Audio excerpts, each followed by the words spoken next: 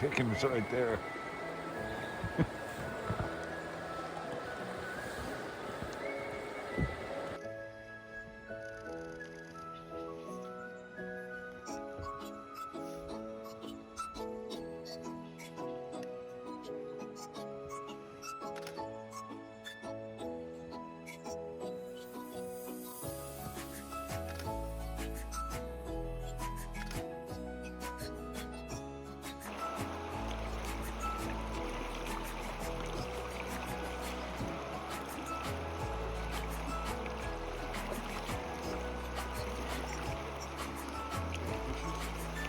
In my last video where we took a float plane tour, I showed some footage of the infamous hill.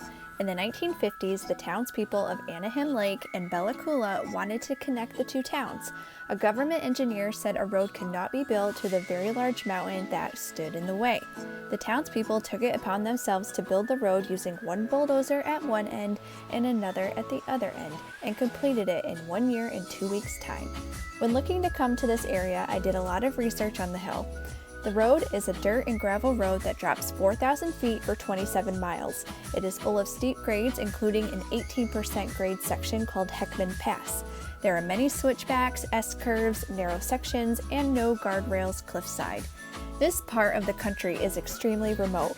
If you want to visit Bella Coola or the amazing things in the valley, you can take a puddle jumper, a many hours-long ferry, or drive. The closest civilization town, Meeting, has cell service and ample infrastructure to live in the 21st century, is about 6 hours drive and nearly 300 miles away, and you need to drive the hill. Some people that go down the hill are very scared and refuse to go back up. Even though semis and tour buses traverse this road daily, we decided to leave the trailer in Anaheim Lake and drive the hill, doing so on 2 different occasions, once in the daylight and once in the dark.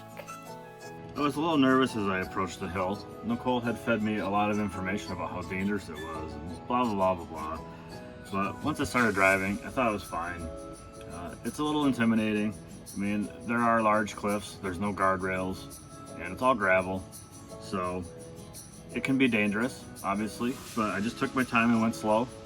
I don't think I ever made it over 30 miles an hour. Most of the time I just kept the truck in first gear going down, used the engine braking to help me. There's no traffic, so you don't have to drive along the side of the cliff. Even if you're kind of on the wrong side of the road, you can hug the inside portion, because I passed like 2 cars and everyone else is in the same situation. They're all going slow, so no one should come flying around a corner and slam into you.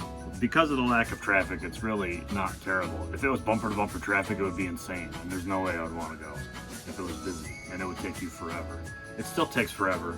It took, I don't know, I want to say an hour each time, each way, and it's a really, really long hour. You have to pay attention and focus on every corner, so it's just challenging in the time constraint as to how long it takes. There was one time where I got scared. I was going up a switchback, going up the hill, and there were signs in the corners which pointed for the curves. Well, for whatever reason, I was seeing the sign coming down, and I was trying to make a right-hand turn around the switchback, and that was off the cliff. The road went to the left. I noticed it plenty of times, and they actually had a pull-out there, so it wasn't going to be a huge deal, but all of a sudden when you're on a mountain cliff and you're like, where'd the road go? That can scare you a little bit. So it's just different.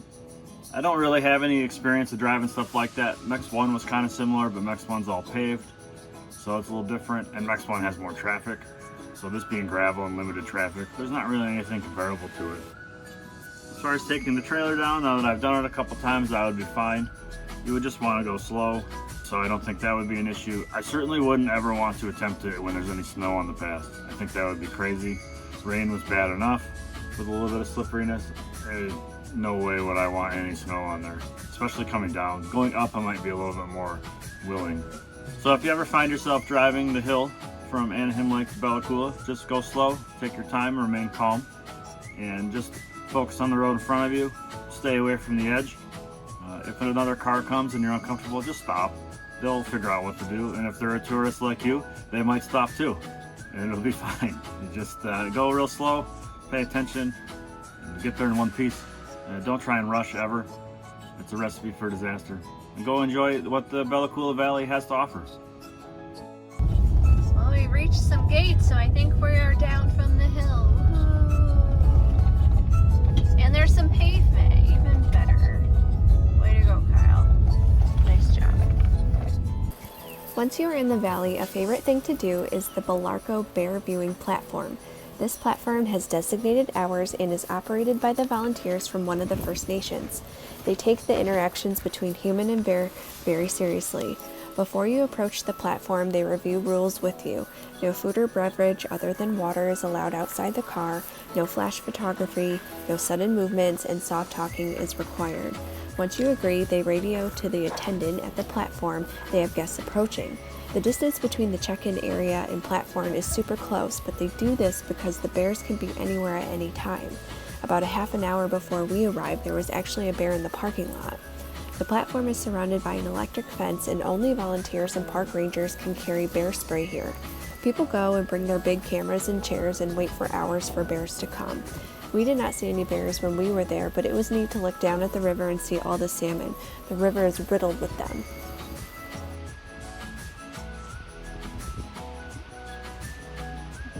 You can also view bears at the Fisheries Pool Campground, but here is at your own risk.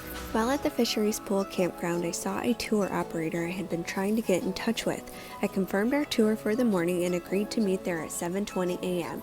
In order for us to make our time, we left our camper in Anaheim Lake at 5:30 a.m. and headed down the hill in the dark. I really don't recommend coming down in the dark with the fog. Probably not a lot of tourists do that, but still not that bad. Just slow. If you're in a hurry, you're gonna die. Just have to keep that in mind. Overall, not terrible.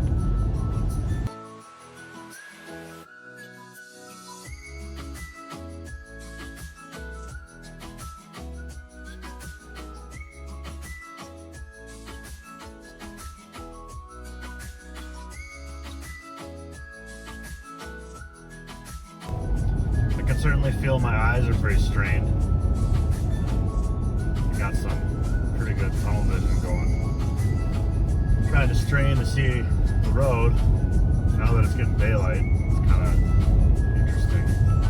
I'll probably be glad to get out of the truck and readjust back to normal. Hopefully we're going to see some bears, so it's worth it.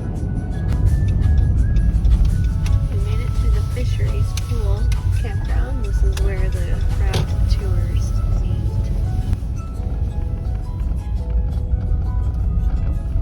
This campground is first come, first serve. And they have maybe a dozen spots. And when we were here last night, they were all full. We're ready for our bear hunt. Today we are going on a bear hunt. Actually, we're going on a bear raft tour. So we got up real early, we drove down that freaking hill, and now we're here and we're waiting for our raft guy so we can go float down the river and hopefully see some grizzlies today.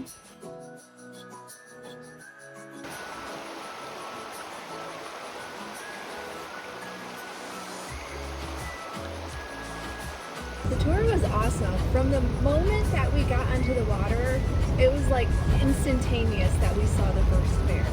It was almost like, wow, like already? It was like we just got in the water. Like normally there's like a little warm up of like, okay, you're gonna be looking. It was just boom right there. For this tour, we had no idea what to expect. I figured it was one of those tours you book hoping to see something but see nothing. That first bear we got to watch for 20 minutes and we were the only ones in the water. We watched her walk on these rocks like it was nothing, not worrying about footing or it being slippery. Then we watched her get in the water. The current was really swift, but it was nothing for her to walk upstream.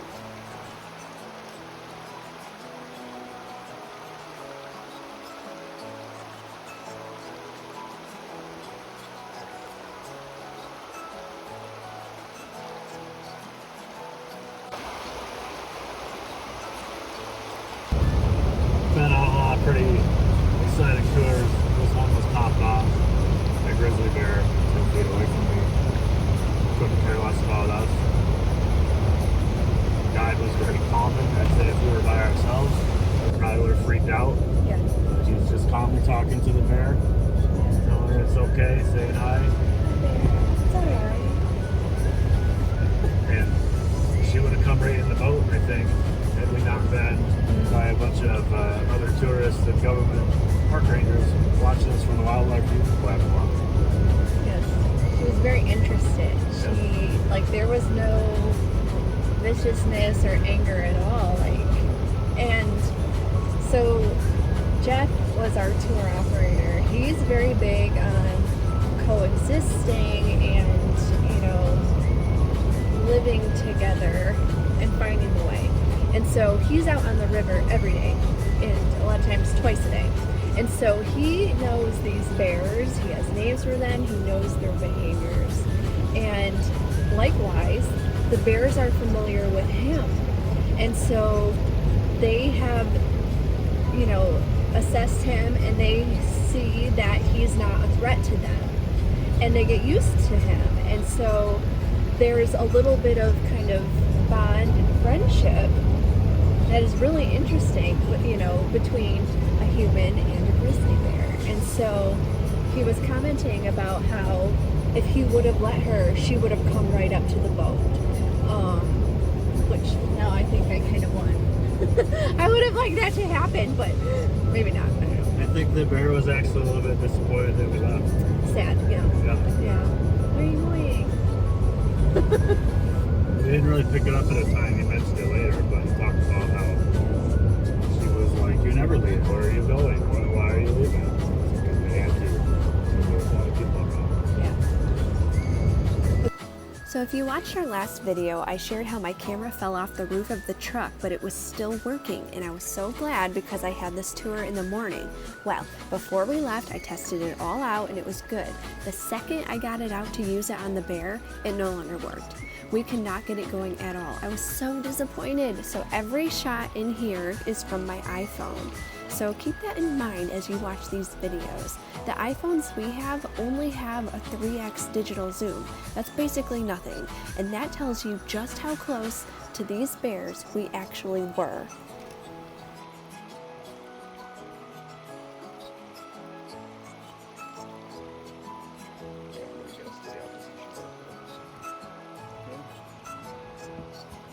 Good girl.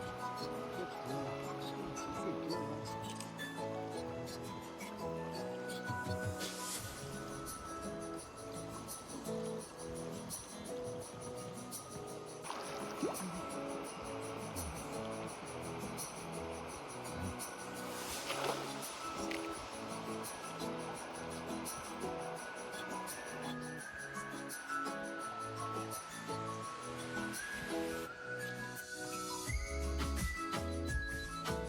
Shortly after we left from our first bear, we saw our second and third and fourth. It was a mama and her two cubs. It was so cute to watch the cubs.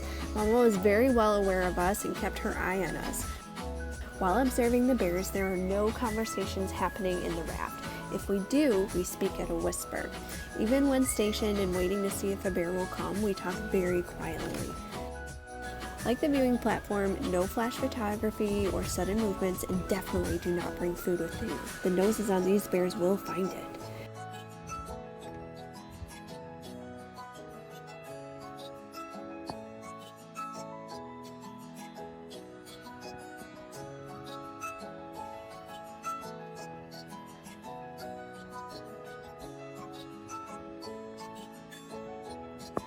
We started hearing loud noises coming from the forest, which meant another bear was close by. Like humans, each bear has its own personality, and you don't always want to be around certain ones. Mama took her cubs upriver where she felt it would be safer for them. We actually got to see the first bear and these three all together.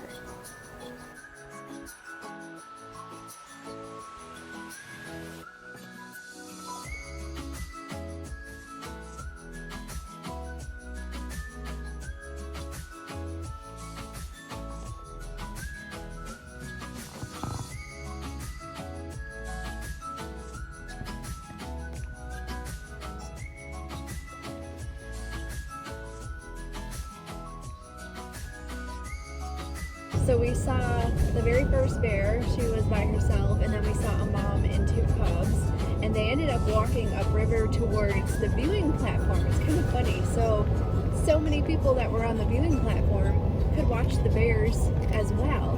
We had a special view because we were like river into the water right there. Yeah. That was awesome too. He's like, we need to go, we need to be prompt. There's a Navy coming up behind us. There's 2 boats. There's only 2 boats, but it was awesome because we were the only ones out there.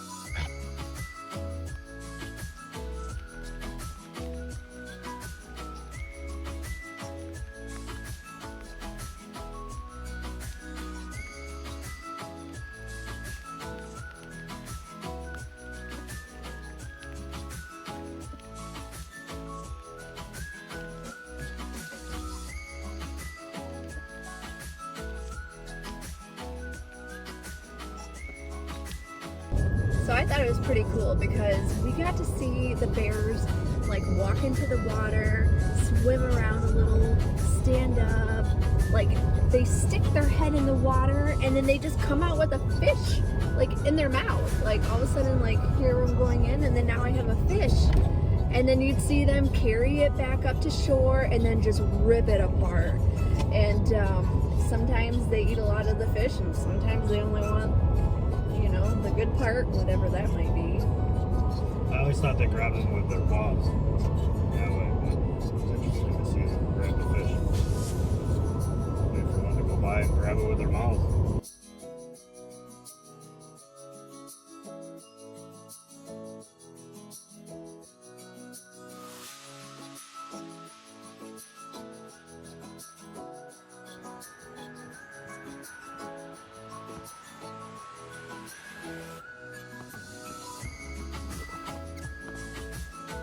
The one bear, the very last bear that we saw, which apparently is, he calls her Dark, and it's the sister of the very first bear that we saw, which he calls Perfect because apparently her face is just perfect. And so Dark is kind of interesting because she got 2 fish. There was some logs piled up and there was some river in between the shore, and she just crawled in that little hole and you could see her pawing, and then she just came up with the fish. It was pretty cool to watch that. Kind of sad about her. Apparently she had gotten hit by a car, and so she's still recovering, but apparently it has been difficult for her to walk.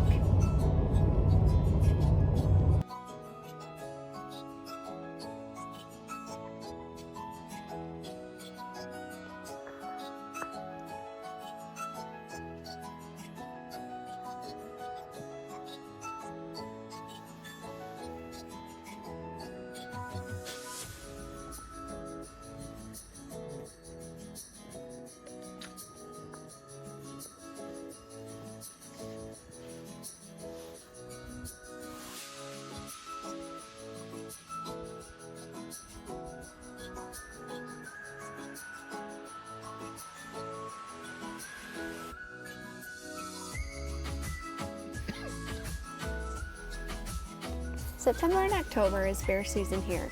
It is when the salmon come in and the bears come to feed on them to get ready for winter. 5 species of salmon are found here, and bears can eat 30 to 40 salmon a day. This year, tour guide Jeff has counted 19 different bears on the river.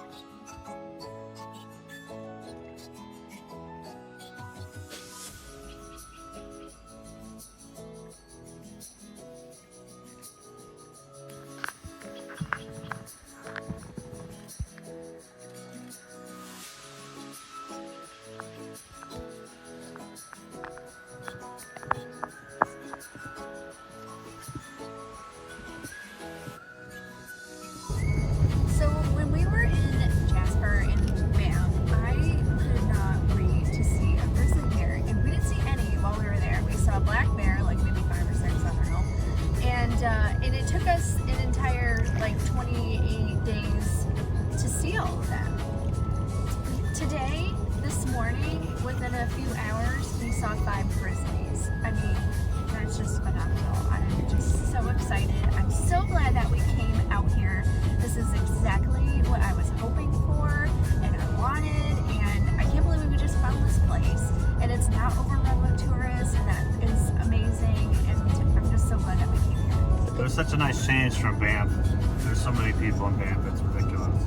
So this is what we needed after that. To come someplace that's awesome like this and not have be overrun with tourists. I mean, like I said, we were 10 feet away from a black bear or a grizzly bear this morning, and she could care less that we were there. I think she might have offered us some salmon. I don't like salmon. I think she's pretty hungry, so I don't think she was going to share. But it was just, it's the perfect place. I hope it doesn't turn into Banff. It'll be ruined, and the bears will just go somewhere else.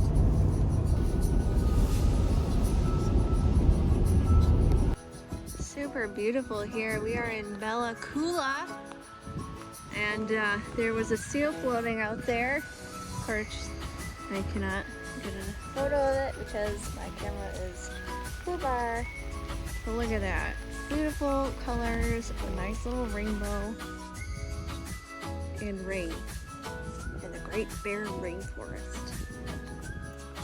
I have found my new most favorite place between the mountains, the fog, the rainbow, the watercolor. There's a whale somewhere out there that's jumping. Oh, yep, he went again. He blew. There's a seal out here. This place is just so magical. Wow.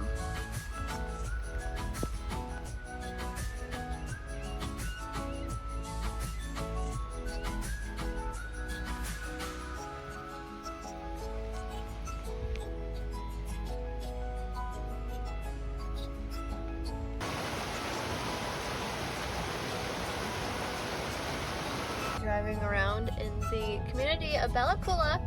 There's about 2,300 people that live here, and they pretty much live all right here. This community is a lot of First Nations people, and you can see on the stop signs. This is not the English language, but some other language. And also Norwegians. There's a lot of European, Norwegian specifically, folks that have settled here. So far, we've seen that they have a general hospital, a church, a liquor store, some grocery stores, hardware store. Pretty much got everything you need.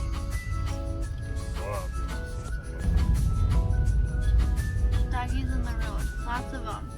Tell me again we're not in Mexico. Tell me again. We've seen cows, we've seen goats, we've seen dogs in the road. Here is Carl carrying back a piece of our truck. This is the second time that Canada has stolen one of our, I don't even know what you call it. But this time we found it. That ain't no fun. Is that black bear? Oh, your window down.